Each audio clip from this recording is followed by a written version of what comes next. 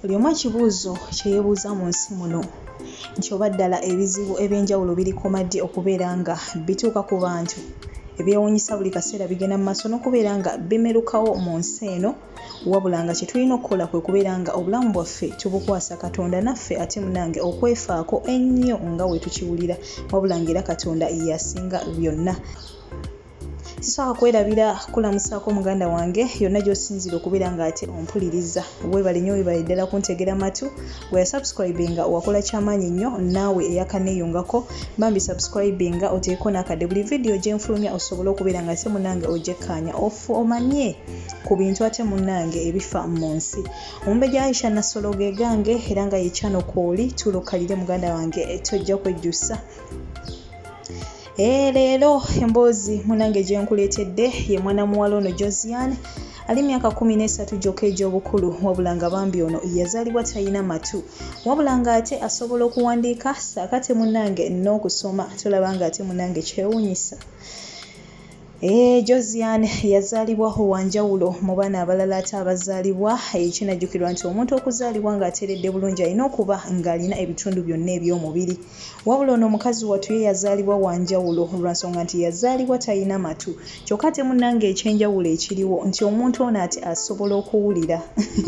Ebintu bya Katonda bizibu era bambi omwana ono okuva we yazaalibwa paka essaawa ya leero abantu bamujeregerera, bamutiizinga, bamumalako emirembe olw'enkula ye bambi. Abantu abasinga bagamba nti si muntu, wabula olw'engeri gy'akompiitingamu ate nabo abagamba nti ye si muntu bo bantu. Eyo ekulaga nti munnange muntu ddala era Katonda wa buyinza mu nsi eno. Omwana ono we yazaalibwa kabe basawo bennyini beekanga lwa nsonga baali tebalabangako ku kitonde kiyitibwa muntu kizaaliddwa ng'ate munnange tekirina matu. Muganange kangutwaleko ate mu lugendo lw'omwana ono avudde waye abaffe aliwa essaawa eya leero. Munnange mama w'omwana omuwala ono Josiane ng'amanya ge ye Jacqueline atunyumiza emboozi ya muwala we ono era agamba nti bambi abasawo bamugamba nti muwala we alina ekirwadde ekiyitibwa microtia deformity era mbu kyekino ekirwadde ekyagezaako okubeera nga ate munnange kikosa amatu ge saaka ate munnange n'entunula ye nga naye w'omulaba. Mbu omuntu abeera n'ekirwadde kino ekya microtia deformity entunula ye kigikyankalanya saaka ate munnange n'amatu. Abantu abamu abazaalibwa n'ekirwadde ekyo ogenda okwesanga nga talina matu saaka ate abamu tabeera na eye socket. By the way ne mwana muwala ono talina eye socket kyekirwadde nno kino munnange ate ekya microtia deformity era nga munnange omukyala ono agamba nti we yazaala omwana ono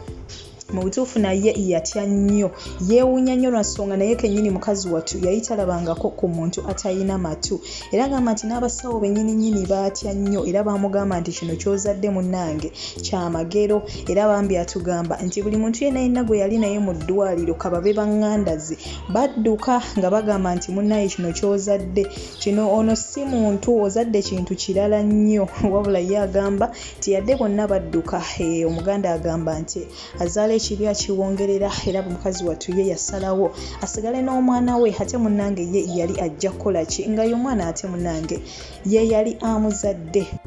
Omukyala ono agamba nti bambi omwana we yetalinga baana balala bonna abali mu nsi eno abamu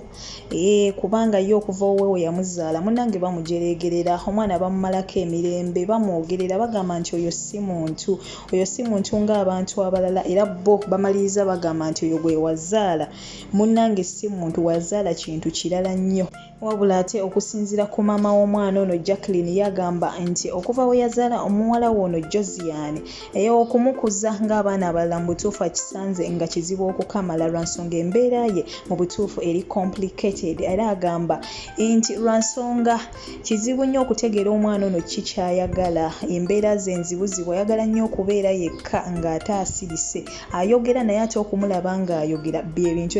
kyekintu ekikyasinza okubeera ekizibu era wabula agamba nti embeera ya muwala we ate temulemesa kubeera nga interactinga n'abaana abalala, azannya nabo wabula ate okwogera okufulumamu ekigambo kyekintu ekitwalira ddala obudde okubeera nga ate munnange akikola. Agamba nti agezaako okwogera era agezaako n'ocommunicatinga n'abaana abo munnange bazannya nabo naye kyekyokumulaba ng'ayogera buli kadde. Mukazi wattu ono agamba kyo kizibu ddala. Agamba nti muwala we ono akola emirimu egy'enjawulo gamba ng'okukima amazzi era agamba nti bambi akuze nga muwala wa kisa ate nga mukkakkamu. Muwala mukozi kubanga abayambako bambi ku mirimu gy'ewaka yadde nga naye alina obukosefu nga ye kubanga kugambye nti talina matu naye tekimuganye kubeera nga yeetaba mu mirimu ate munnange gy'ewaka gamba nga okukima amazzi, afumba, saakati munnange n'okulabirira batoobe, ayoleza ddala ebintu saakati munnange n'okubayambako okubeera nga bakyaba enku omwana muwala ono Josiane. Maama we yeyongera n'atugamba nti olunaku lwa muwala we ono olwasooka ku ssomero mu butuufu lwali lunyiriza ddala okukamala era agamba nti muwala we olunaku lwe yasooka okugenda ku ssomero yavaayo anyiize ate ne maama we yennyini yanyiga lwa nsonga abaana baalinga bamusekerera nga naye wonaatuuka mu society gwe nga bakulabanga oba ekiki bakwogerera bakusekera mu butuufu owulirira ddala nga bikutamye era bambi naye agamba nti muwala we olunaku olwasooka ku ssomero yawulira nga anyiize era olwaddako yali tayagala na kugendayo wabula abasomesa bakola ogwabwe ne bakuŋŋaanya abaana bonna era ne bagezaako okubannyonnyola nti ono munnange naye mwana nga mmwe temugezaako ate kubeera nga munnange mumuyisa bubi wabula ate bba abantu abasinga obungi bagamba nti nedda ono si muntu ono wazaala aliyeni naye ate munnange ennaku wezaagenda nga ziyitawo ebiseera nga bwe bagamba nti kasita biyitawo ebisinga obungi byerabirwa abaana banne bagenda maaso n'okubeera nga ate munnange bamumanyiira ne bagetinga used to her ne boogera naye ne bazannya naye nga nekyo ekyokubeera nga talina matu nga mu butuufu tebakyakiriko wabula ng'ate bambi abasomesa ba mwana muwala ono Josiane bagamba nti okusomesa mwana muwala ono kyekizibu kye bakyasinze okubeera nakyo lwa nsonga nti munnange omwana ono baba bamusomesa ne babaako kye bamugamba okuwandiika ye awandiika birala nnyo awandiika birala nnyo ng'omusomesa wanagamba nti wandiika trigo ate n'owandiika kikujjidde ye ne mwana muwala ono naye bw'atyo waali lwa nsonga nti okuwulira yesu awulira naye ate okuwulirako tekuli clear nnyo nga ku abantu balala bali bulungi. Jjukira ono ye talina matu naye awulira naye ate era empulira ye si ey'omuntu alina amatu. So bambi abasomesa bagamba nti okumusomesa kizibu ddala bayinza omugamba wandiika kino ye ate munnange ne yeewandiikira birala wabula bagamba nti yadde munnange Josiane ono silolaana ayiga mpola mpola wabula ate era ensoma ye wogerageranya n'abaana abamu basoma nabo ate nga bo bali mu condition nnungi bagamba nti muwala mugezi okukamala era asoma bulungi era bagamba nti ku nsoma ye yasobola okubeera nga ate munnange amaliriza n'abo abaana be yali asoma nabo abali nnomo kubanga yali asoma n'abaana abali nnomo obulungi balina amaaso balina amatu bawulira era yasobola n'okubeerako abamu baasinga. Bagamba nti omwana ono ensoma ye yali nnungi ddala yadde kale yalinamu obuzibuzibu naye ate okusinziira ku baana be yali akompiitinga nabo nga wona ab'omulema nga babagambye mudduke gwe oli mulema naye ate odduka n'abantu abadduka obulungi kitegeeza muba muli bantu 20 n'okwata ekifo kya 8 oba kikaleka ngambe kya 12 mu bantu abo abalamu obulungi gwe n'okwata kya 12 ate nga gwe oli mulema mu bantu 2 wallahi oba okoledde ddala. So n'omwana muwala ono mugeraageranye ku baana be yasoma nabo bo balamu bulungi balina amatu bawulira bulungi yetawulira bulungi yasoma bulungi abamu n'abasinga n'obbasinga mwana muwala ono. Era omukyalo ono Jacqueline mama wa Josiane ayongera otugamba nti we yamaliriza primary ye ng'akoze bulungi bambi yasalawo amutwale mu ssomero erya secondary ery'abaana abaliko obulemu wabula agamba nti eno yasomerayo omwaka gumu olw'ensonga nti bannaye essomero lye yamutwala lyali lya bbeeyi okukamala nga lyabaliko obulemu therefore abasomesa bayita mu buzibu bw'amaanyi nnyo okubeera nga basomesa abaana abo abaliko obulemu. So bambi agamba nti ssente zaali mpitirivu nnyo n'asalayo bambi amugjeyo olw'ensonga nti ne ssente zaali zibaweddeko era bw'atyo yasalawo amuzze ewaka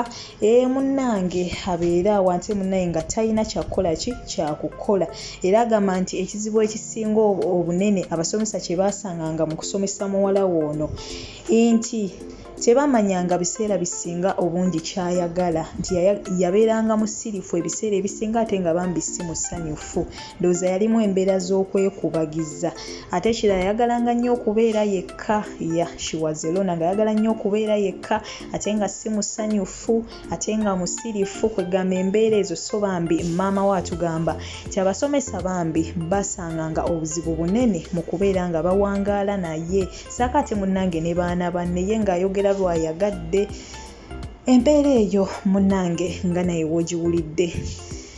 Kansuubire nti olina by'oyizeemu mu mboozi ya mwana muwala ono. Muganange kikyotegedde, mugenda kuba nkulinze mu comments awo wansi osobole okukomentinga na kiki magezi kigwe gwowa abantu. Munnaye tulina abantu bangi abazaala abaana abaliko obulemu n'amuleka mu ddwaliro ne yeeyongerayo. Abalala wamuzaala ng'aliko obulemu yesu agenda mutwala amulabirire naye ate tagenda musomesa, agenda mukuliza wate oba aliko obulemu. Naye ate tulaba nti maama wa Jacqueline ye bambi yadde yamanya nti azadde omwana we talina matu, bambi yasitukiramu n'amuweerera ne yeewaayo n'afuba ng'omukazi. We yamuzaala bonna be yali naye mu ddwaliro badduka nga balaba azadde kikulekule tazadde muntu, naye ye bambi yasigala n'atoba n'omwana we. Baganda bange kiki muyize mu mboozi ya mwana muwala ono Josiane. Mbagala nnyo, mbagalira ddala abankuumira atakuumira mpeera. Sigadde nze Omumbeja Aisha Nassolo, nkwagala nnyo muganda wange, weebale nnyo butakoowa kuntegera matu era bambi nkusaba w'oba otuuse essaawa eno ng'era okyampuliriza nga tonna subscribe nga muganda wange kola ekyo kuba ate emboozi gyenzirako okubeera nga nkuweereza naye egenda kuba yeewuunyisa okukamala, oba oli awo eyinza okuba nga ate esanyusa nga yo tekaabya teri emotional naye ate ng'esanyusa ng'era ogenda kwewuunya ogambe ne kino nakyo gye kiri. Kale munnange beera bulungi, weeraba.